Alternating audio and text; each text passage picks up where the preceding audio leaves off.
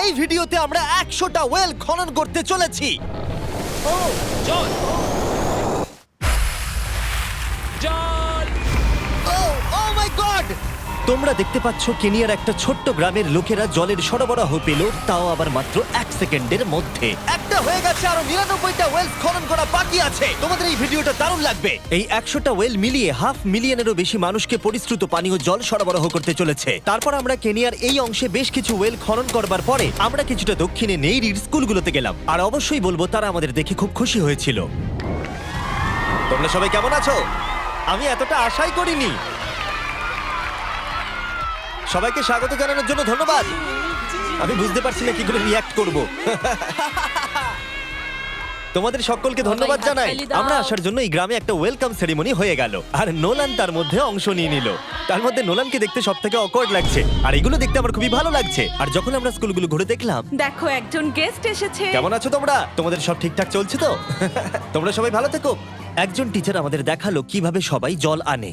সেটা এই নদীটা থেকে, যার জল খাবার একদমই উপযুক্ত নয়। এখান থেকেই ছাত্রছাত্রীরা জল খায়। হ্যাঁ এটা তো পাগলামি। হ্যাঁ, আপনি জানেন স্টুডেন্টদের ডায়রিয়া, টাইফয়েড, নানা রকম ইনফেকশন হতে থাকে, কারণ আমরা এই জল ব্যবহার করে থাকি। তাই আমরা ওদের যতটা সম্ভব চেষ্টা করি যত্নে রাখার, কিন্তু আপনারা দেখতেই পাচ্ছেন যে কি অবস্থা। কিন্তু জীবনে বাঁচার জন্য জল তো লাগেই। এই পরিস্থিতিটা দেখে আমাদের খুবই খারাপ লাগলো। এই অস্বাস্থ্যকর জল খাওয়ার ফলে বাচ্চাদের জীবন ঝুঁকিপূর্ণ হয়ে যায় এবং কখনো কখনো সংক্ষিপ্ত হয়ে পড়ে। কিন্তু অন্তত এই গ্রামের জন্য আমরা এই পরিস্থিতিটাকে বদলাতে চলেছি। আমার মনে হয় না এটা আমার মাথায় ফিট হবে। আমার মাথাটা অনেক বড়। দেখা যাক আমরা জল খুঁজে পাই কিনা। ও ও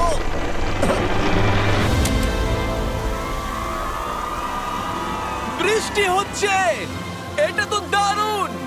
মাটির উপরে জল উঠে আসার পরে সেগুলো ধরে রাখার জন্য আমরা এই বড় ব্যারেলগুলোকে নিয়ে এসেছি, যেগুলো ওয়াটার টাওয়ারের উপরে ফিট করা হবে। এই গ্রাম এবং প্রতিবেশী গ্রাম যে শুধু পরিষ্কার জল পাবে তাই নয়, বরং জলের প্রেসারও অনেকটাই বেশি পাবে। তার মানে হলো তাদের আর অপরিষ্কার জলে জামা কাপড় কাচতে হবে না। নাও টানো। নোলানের মায়ের সঙ্গে তুলনা করলে এটা কত ভারী হবে? প্রায় 2টো নোলানের মায়ের সমান। ওহ গড! ভাই আমি কিন্তু তোমাকে এখান থেকে ফেলে দেবো। ঠিক আছে, হয়ে গেছে। হ্যাঁ, রেখে দাও। আমরা কেনিয়াতে আরো 20টা ওয়েল খনন করলাম, আর সেটা করবার পরে আরে এখানে তো আরেকটা ওয়েল হয়ে গেছে। চিন্তা করো না, আমার আরেকটা জুতোতে আরো বেশি জল আছে। আর এটা দেখাবো আমরা প্রথম 29টা ওয়েল কিভাবে খনন করলাম। আমরা একটা বড় ড্রিল মেশিন দিয়ে মাটির গভীরে কয়েকশো ফুট নিচ অব্দি খনন করলাম, আর একটা পরিশ্রুত পানীয় জলের বিশাল উৎসের সাথে জুড়ে দিলাম।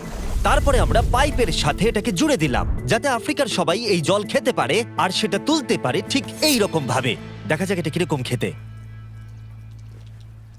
জলের মতোই। এই 5 গ্যালনের ড্রামটা ভরতে আমার 1 মিনিট সময় লাগলো। এখান থেকে একদিনে কত জল তোলা যেতে পারে? একদিনে প্রায় 3600 গ্যালন জল। এই ওয়েলটা এই গ্রামের শুধুমাত্র 400 বাচ্চার জন্যই নয়, বরং এই স্কুলের প্রতিবেশী গ্রামগুলোর বাচ্চারাও এই জল ব্যবহার করতে পারবে। আমাদের জল দেওয়ার জন্য থ্যাংক ইউ। হ্যাঁ, থ্যাংক ইউ কি আছে। এটা প্রায় 30 বছর ধরে অনবরত জল সরবরাহ করবে।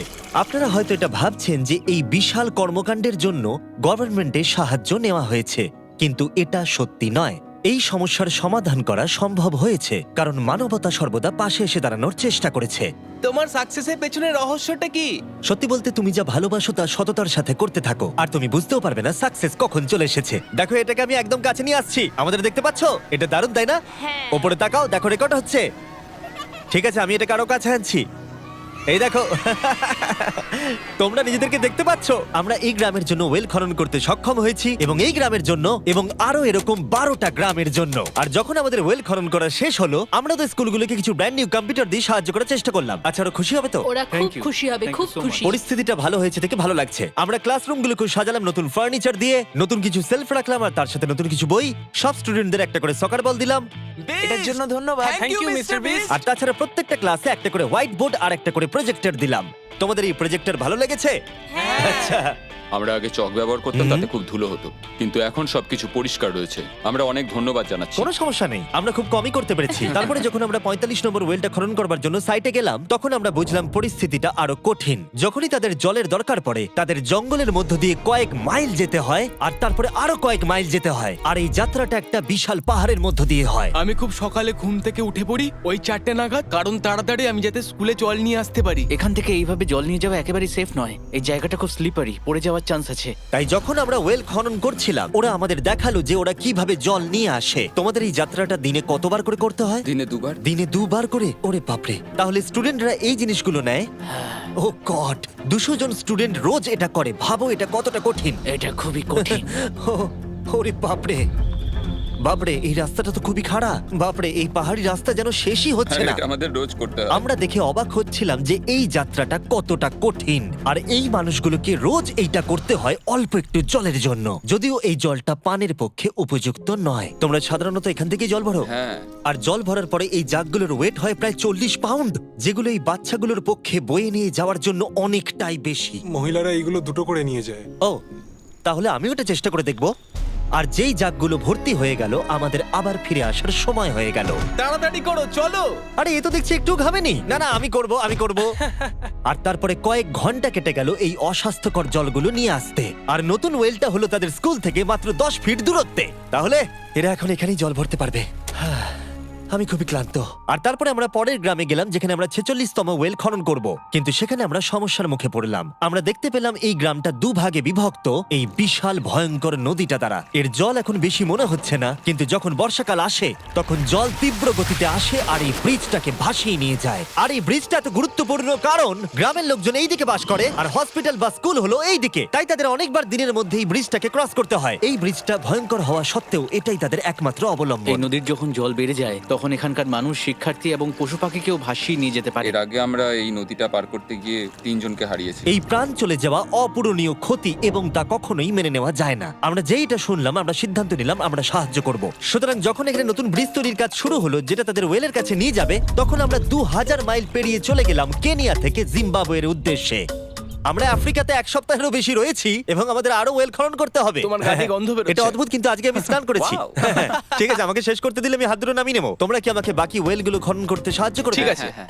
আমাদের প্রথম কাজ ছিল একটা লোকাল হসপিটাল ঘুরে দেখা, যেটার ভীষণভাবে পরিষ্কার পানীয় জলের দরকার ছিল। ভেতরে ঢোকার পর আমরা বুঝতে পারলাম এই গ্রামগুলোর উপরে এই হসপিটালটার প্রভাব কতটা বেশি। এক বছরে এখানে কতগুলো সন্তানের জন্ম হয়? এক মাসে মোটামুটি 50টা বাচ্চা। মানে বছরে 600 জনের জন্ম হয়। ওয়াও!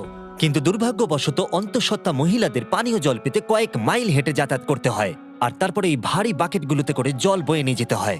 যাই হোক, ভালো খবর হলো এটা, আমরা একটা নতুন মডার্ন ওয়েল পাম্প কনস্ট্রাকশন করছি। ভালো করে, ওদিকটা। এখন যেটা প্রয়োজনীয় সেটা হলো এগুলোকে চালু করা। যাই হোক, নোলান, তুমি কি তৈরি? আমি তৈরি। ওভার। একটা ড্রামাটিক জুম ইন করো। নোলান, আমি বাটন প্রেস করলাম, জল কি পড়ছে? জল পড়ছে। তোমরা একবার গিয়ে দেখবে নাকি? হ্যাঁ, চলো যাওয়া যাক। আমার ভালো লাগছে যে মানুষকে আর জলের জন্য বেশি দূর যেতে হচ্ছে না। এর থেকে ভালো জিনিস আর কিছু হতেই পারে না। এখানে নোলান খুবই ভালো ডান্স করতে পারে, ও তোমাদের সাথে নাচবে। আমাকে সব সময় নাচ করতে কেন বলে? দেখো ও কি করছে। হে ভগবান, আমি আমি আমি এটা আর দেখতে পাচ্ছি না। পরিশ্রুত পানীয় জলের সরবরাহ নিশ্চিত করে দেখলাম এই গ্রামের অনেক স্টুডেন্টদের যাতায়াত করতে সমস্যা হয়। তাই আমি ডিসাইড করলাম সবাইকে নতুন বাইসাইকেল দেব। আমি জানি এখানে অনেক বাচ্চা আছে, কিন্তু আমাদের কাছে অনেক বাইসাইকেল আছে। পরিষ্কারভাবে বলে দিই আমি সাইকেল চালাতে পারি না, জিমি শুধু সাইকেল বিতরণ করতে পারে। কোনোদিন চালাতেই শিখিনি। চলো তোমাদের নতুন সাইকেলগুলো চালাও দেখি। 3, 2, 1, চলো। ও, সবাই আমাকে বেরিয়ে যাচ্ছে। খুব সাবধানে, আমি কিছু চালাতে পারি না। কারোর সঙ্গে আমার ধাক্কা লাগবে। তুমি কি চালাবে এটা? ঠিক আছে, যাও চালাও। ঠিক আছে। সাইকেল বিতরণ করবার পরে আমরা ওয়েল খনন করা চালিয়ে গেলাম যতক্ষণ আমরা পৌঁছলাম। ওয়েল নম্বর 69। এই সোলার পাওয়ার্ড ওয়েলগুলো বিশেষভাবে ডিজাইন করা হয়েছে গ্রামের কৃষকদের জন্য। চাষের জন্য প্রয়োজনীয় জল সরবরাহের পাশাপাশি শস্য এবং গবাদি পশুর জন্য, এমনকি ড্রাই সিজনেও আর কোনো বিদ্যুৎ ছাড়াই। প্রত্যেকটা প্যানেল 200 ওয়াটের। এটা পাম্পের সাথে অ্যাটাচ করা আছে। এই পাম্পটা প্রতি ঘন্টায় 5000 লিটার জল তোলে। বলতে গেলে এই গ্রামে আমরা আনলিমিটেড জল পাচ্ছি।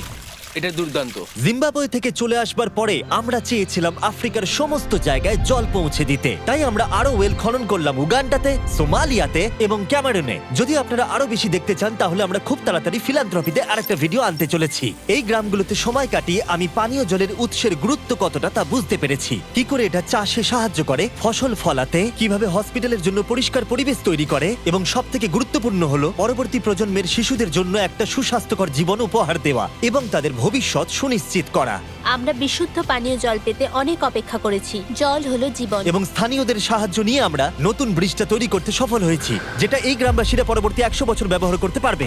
আমাদের জীবন এখন সুরক্ষিত, আমরা সব একসঙ্গে থাকতে পারবো, দুশ্চিন্তা দূর হয়ে গেছে। এই ভিডিওতে আমরা 100টা ওয়েল খনন করে অনেকের জীবন বদলে দিয়েছি, কিন্তু এটা যথেষ্ট নয়। তাই এই ভিডিও ছেড়ে যাওয়ার আগে আমি রিকোয়েস্ট করছি beastphilanthropy.org/wales এ যান, অথবা ডেসক্রিপশনের লিংকে গিয়ে সম্ভব হলে কিছু টাকা ডোনেট করুন। আমরা এই ভিডিও থেকে 1 টাকাও প্রফিট করছি না, আমরা এখান থেকে পাওয়া টাকার পুরোটাই কাজে লাগিয়ে দেবো ওয়েল খনন করতে, যেটা তোমরা ভিডিওতে দেখলে পৃথিবীর চারিদিকে। আমি জানি এটা শুনতে খুবই অদ্ভুত যে একটা ইউটিউবার এই সবগুলো করছে, কিন্তু কাউকে তো এটা করতেই হবে। কিন্তু জানি না এটা কারা করবে, তাই আমরা করছি। আমরা যতটুকু করতে পেরেছি তাতে অনেকের জীবন বদলে যাবে বলে আশা করছি। আর ফাইনালি 100তম ওয়েল। ও মাই গড, আমাকে ক্ষমা করে দাও।